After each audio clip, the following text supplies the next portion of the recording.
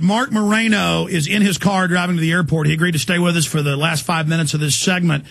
ClimateDepot.com is what he runs. I wanted to talk to him about Lord Monckton saying prosecute the climate criminals, Senator Inhofe, who he worked for, calling for an investigation. But how do we get an investigation of the same people that run the system? But first, here is Von Rumpe, the new head of the empowered EU, calling for global governance through the Copenhagen tax. Here it is. 2009 is also the first year of global governance, with the establishment of the G20 in the middle of the financial crisis. The climate conference in Copenhagen is another step towards the global management of our planet. Our mission, our presidency, the global management of our planet through the Copenhagen Treaty, global government. I mean, Mark, we're frothing here. We're frothing because we're talking about a level of control Orwell didn't contemplate, and here's how. German climate advisor proposing a CO2 budget for every man, woman, and child on the planet. International organization, i.e. global governance, would monitor every individual on the planet. This is why Nancy Pelosi went to China and said, we need a complete inventory on every aspect of our lives. This is what's in their mind. This is the end game. It's about arrogant bean counter social engineers in Washington and in Brussels trying to engineer human behavior. This is why Václav Klaus has said what he calls ambitious environmentalism is the greatest threat to human freedom since the fall of communism.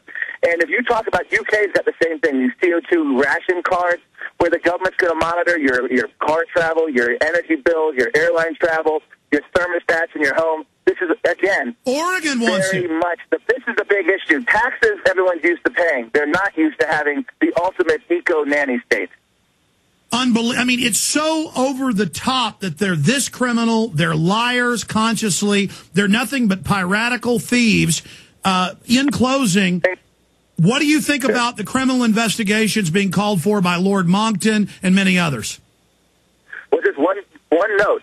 Everything I just told you are almost direct quotes and exact policies of what they're prescribing. It's not my interpretation. This is what people don't believe you when you tell them this stuff. I go to Climate Depot. I have all this stuff in chapter. We must stop them. Yes, it's all through.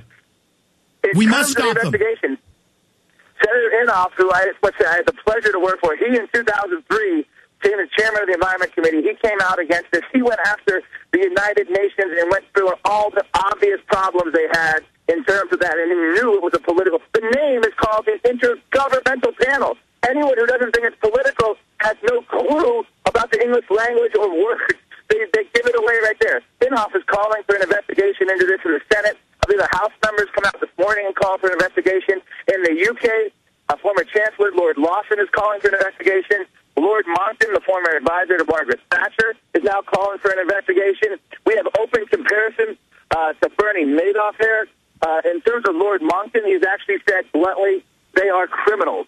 And he said fraud is what we know it to be. This is what's happening around the world. And guess what?